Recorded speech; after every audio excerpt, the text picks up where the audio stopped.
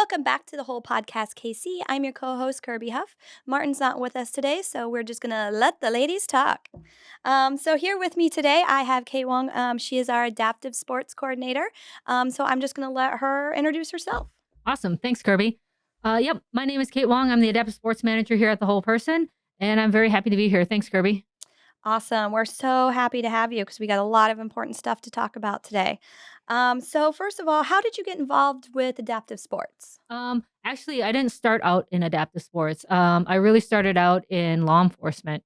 Um, Law enforcement has always been my passion. Ever since I was a little kid, I want to be a cop. Wonderful. So, how are you originally from the Kansas City area, or did the law enforcement bring you here? Yeah, I actually was born and raised in Seoul, South Korea, Oh and wow. I grew up in Minnesota.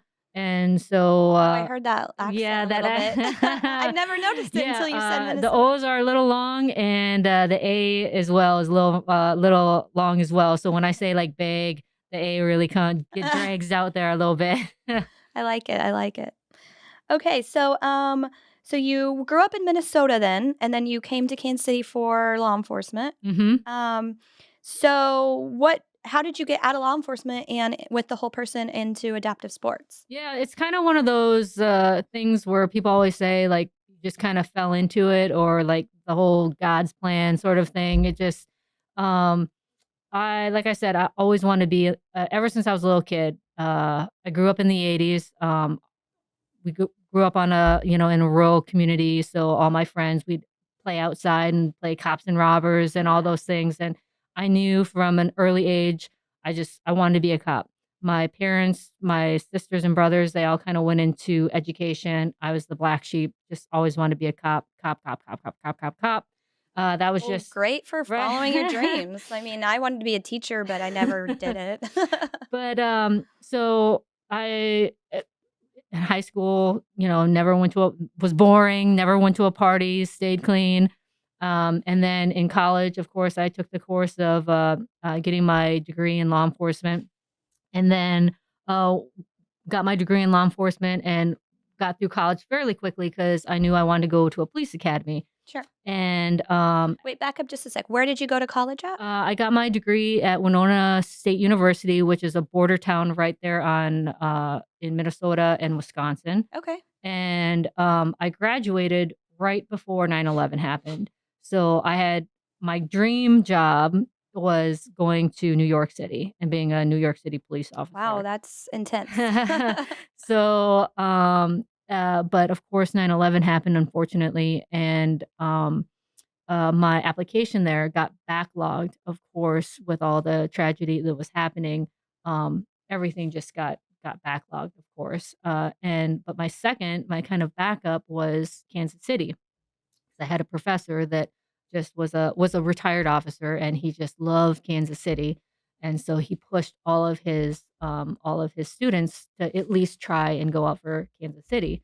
So that was kind of like my backup plan. And of course, with New York getting pushed back, I got in at the Kansas City Police Department, and so I went through their police academy, in, December of 2002. Okay, very cool. Well, like you said, everything happens for a reason, Yeah. and now you're here at the whole person, and everyone loves you here. So, it worked out for you. So then, what took you from law enforcement to adaptive sports? Well, while I was on the police department, I think it was maybe a year or 2 in, my partner and I was coming back off of vacation, and, just like you kinda see in movies, you go on roll call, you go into a table, and your sarge sits at the end of the table, and he always would bang his, ring on the table to get roll call started, and we're all sitting there, and he goes through the roll call, and we talk about what's going on and everything.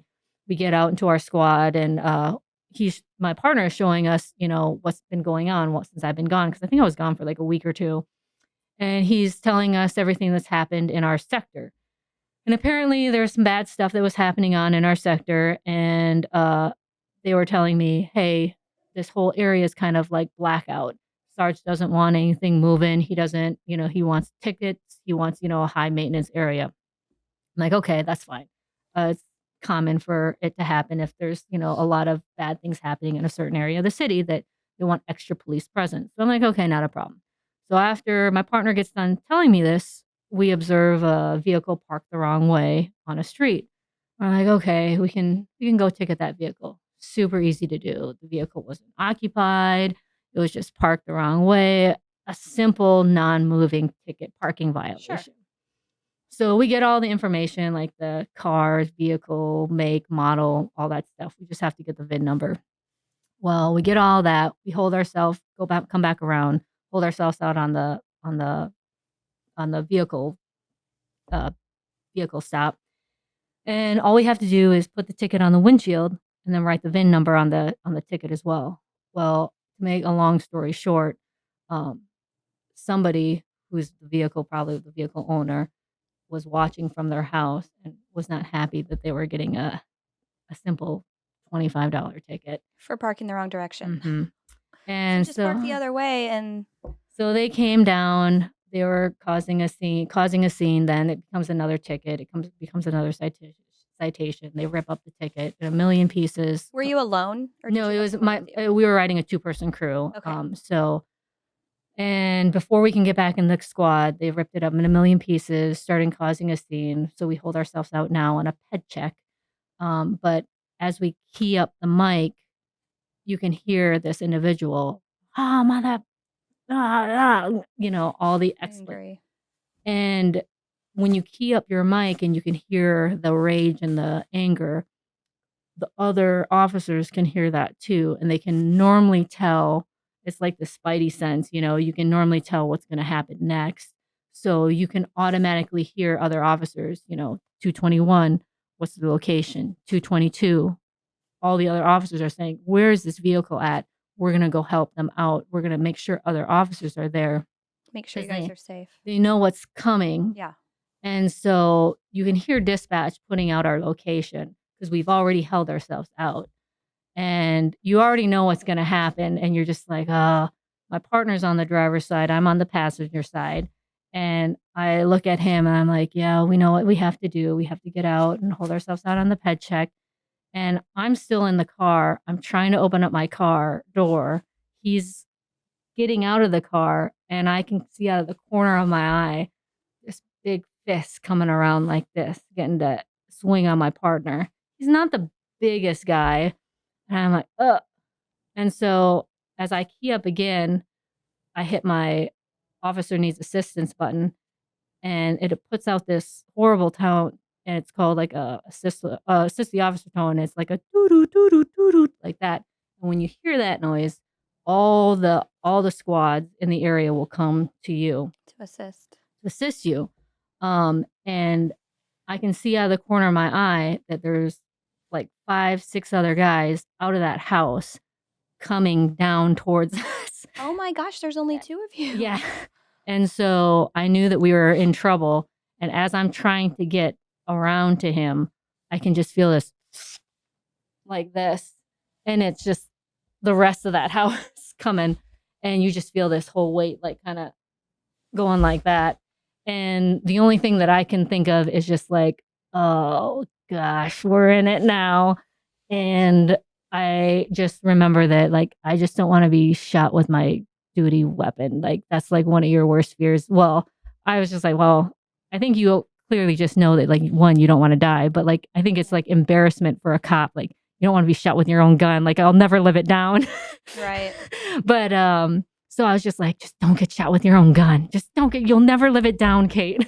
So Like, at that point, you're kinda out of control when there's more of them there than there are is. you. So they teach us all these methods, at the academy, but the biggest thing is I can remember is handgun retention is where you kind of push down on your weapon, and so you're kinda only left with one arm, and sometimes it's fight or flight, but the biggest thing is, like that was my biggest thing. It's like, "Just don't get shot with your own gun. You'll never live it down."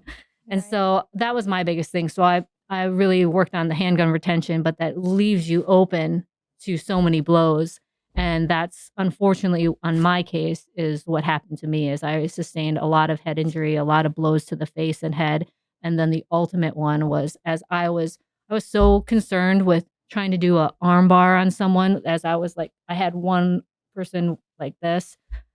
It made no sense because I had no control, but, like, when you're in that fight, you just so You much do what you adrenaline, have you to do what you're do. doing. Yeah. I wasn't winning, but, um, I was going backwards like this, and I must have hit my head on the back of the block, the what is it, curb? Oh, yeah. And so there's just so many different, blows to the front and back that it just was a front and back, closed head injury at the end. And so there's just, over that and over the time since I was, retired. I've since retired from the police department due to TBI. But it was just a, one simple, uh, parking ticket Yeah. and a On quote yeah. unquote simple assault that Yeah. you would think that a head injury, a closed head injury, You would never that think you would that would think that you would result to walk that. away. Right. That and that's the thing with head injuries is that something as quote unquote simple as that left me with severe and lasting damage. And it took me a long time to make significant recovery from. Wow, that's a very impressive story. I mean, that's scary. I don't know. I don't know. I could never live in your shoes. Could never do that job. Well, thank you for your service. And so does that bother you in your everyday life now? That those injury, that TBI? I think my story was definitely has been a different and just a different recovery process because I think after it, I continued on. And my path through the police department has stayed on for a while after, and then I finally, had enough injury and enough issues, where I was finally medically retired, through the police department, and then after that happened, it was so crushing for me. I think I finally was able to let down guard, with how severe my, injury was. I Right. didn't have to put up that guard of, like, no, because the police department was everything that it was who I was. Right. Right. But after everything, after all, quote unquote, the dust settled, I think that, um, and I could let down my guard, and I didn't have to, hold up this guard anymore.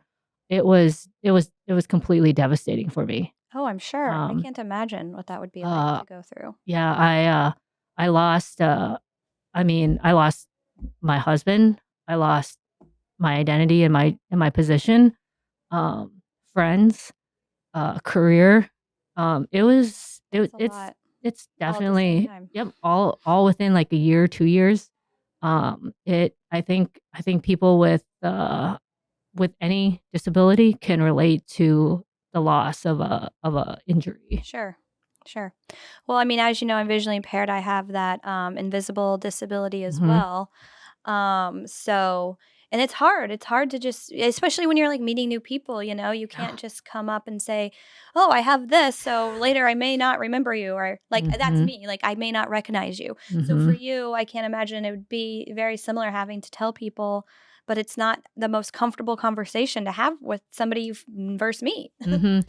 Yeah, and I think you can relate too, like, the more you progress, the less people see your injury. And I think the more that I wanna advocate for is people with invisible injuries is you need to be out there wanting to progress further and wanting to do more and be out there Absolutely. more because Absolutely. I think sometimes there's that stigma of, "I need to continue to be less than because that still validates my injury."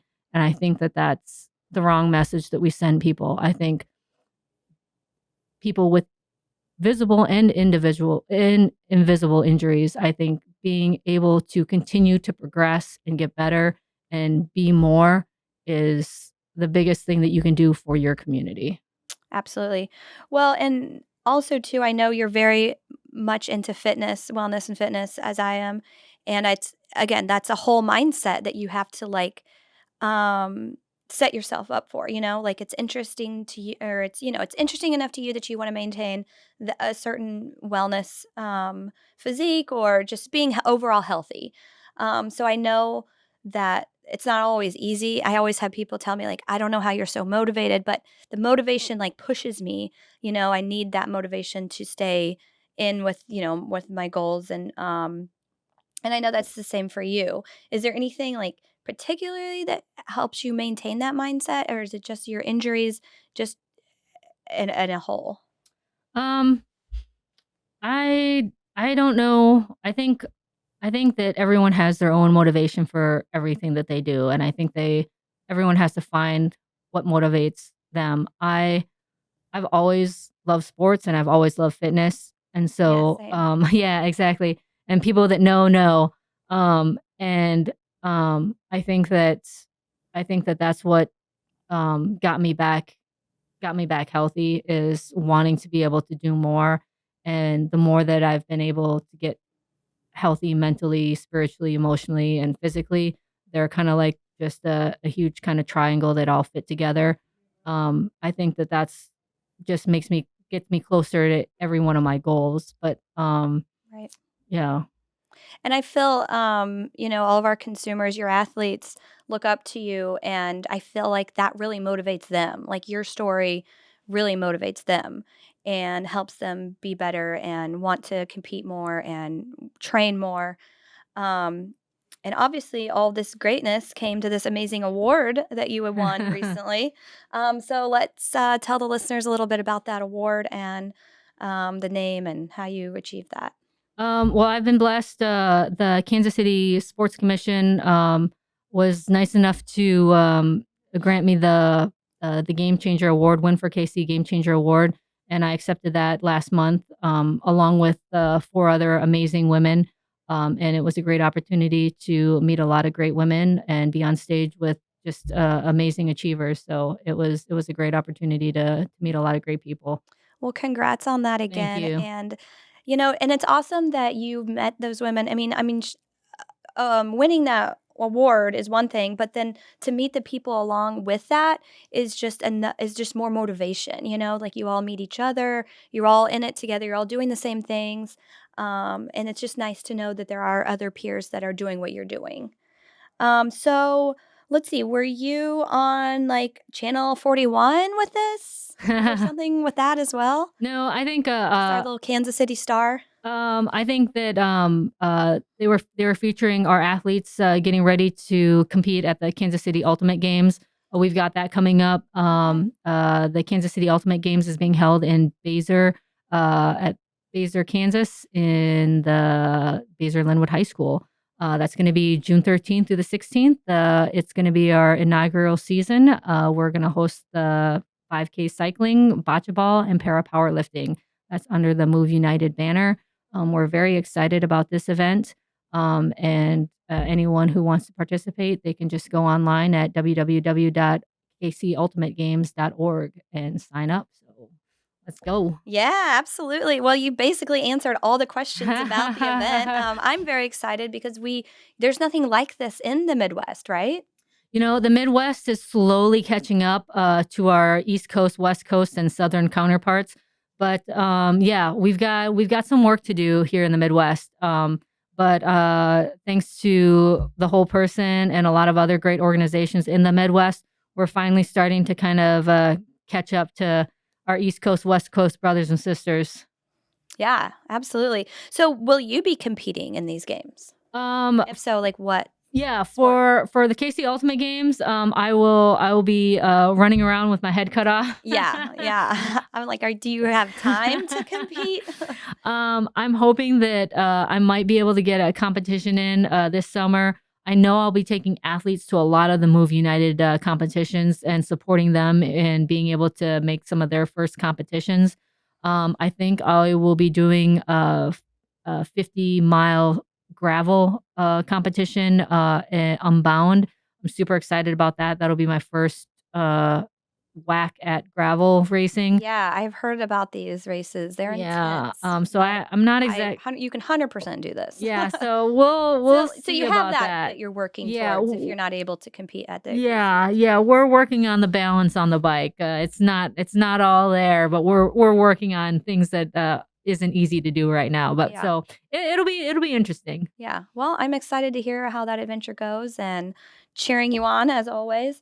All right. Well, we're going to take a break. So check out this ad and we'll be right back. At TWP Catering, we are more than just mouth-watering sandwiches and salads. We're on a mission to make a difference. How do we do this? By empowering individuals with disabilities to learn essential cooking skills through our Employabilities program. Every bite you take supports a brighter future for someone striving to be more competitive in the job market. TWP Catering, where every sandwich, salad, and dessert serves a purpose. Order with us and make a positive impact today. It's catering with the social conscious.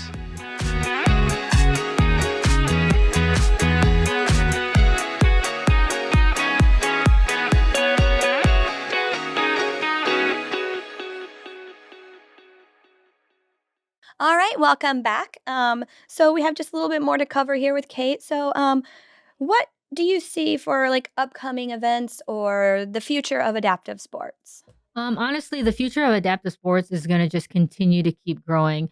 In the small gaps that adaptive sports isn't reaching, um, like uh, like the Midwest in the small towns, it's just going to keep growing and growing, and that's where it really needs to. It needs to reach the people that it isn't quite reaching, those small little areas, the rural areas. Right. So it's just going to keep growing. Just like they've seen in adaptive CrossFit. It's just growing and growing, and they're needing to make more categories and they're needing to be more specific. Adaptive CrossFit is having to make the prizes and the purses bigger just because it's growing for bigger audiences. The spaces and the availability for coaches and training, they're just needing to be bigger. It's just the need for it is just growing. So the availability for it needs to grow with it. For sure. So if they were to add more sports to that, what would be your sports that you would add, I guess?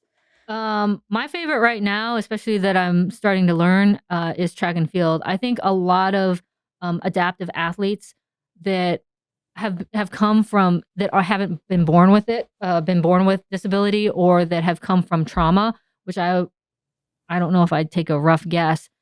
Half have come from trauma and weren't born with a disability and are just now getting into adaptive sports, haven't played track and field or haven't done cycling. So a lot of these individuals, mainly adults, are just now getting into adaptive sports. So Yeah, I mean, this is the time if you're interested in like joining or getting involved with, someone who may be going through the same thing as you are, this is a great opportunity to get out there and try a few things. yes, I mean, we're not going to tell anybody no and yeah, just so see what's yeah, a good fit. a lot of them just haven't maybe they didn't play track and field, maybe they didn't Right. play, bocce ball, maybe they didn't do some of these sports. So, a lot of these, adult athletes haven't done these sports ever, haven't done archery.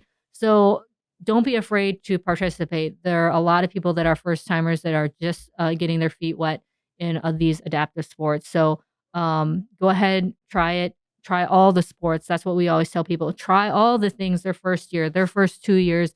Figure out what you like, what you don't like, and then you can start, getting, what your, like, main sport is. For the youth, individuals who, get started in sports, especially ones that are born into disability, oftentimes, if they do get are born into disability, they have people that are always interjecting because 'cause they're in with hospitals, they're in with PTs, they're in with OTs, so they're always know where all their availability is with resources and things of that nature. So, oftentimes, they're plugged in at a very early age. That's what we're normally seeing. Right, right. Okay, great. Well, that's about all the time we have for today, but I just want to again cover all the KC Ultimate Sports. Again, that's in Basehor, Kansas, June 13th through the 16th. Athletes and volunteers can sign up now at kcultimategames.org. And volunteers, athletes can sign up now, and shortly we will have sponsorships for anyone who's interested in, helping us out. We hope to see you all there. Have a good one. See you next time.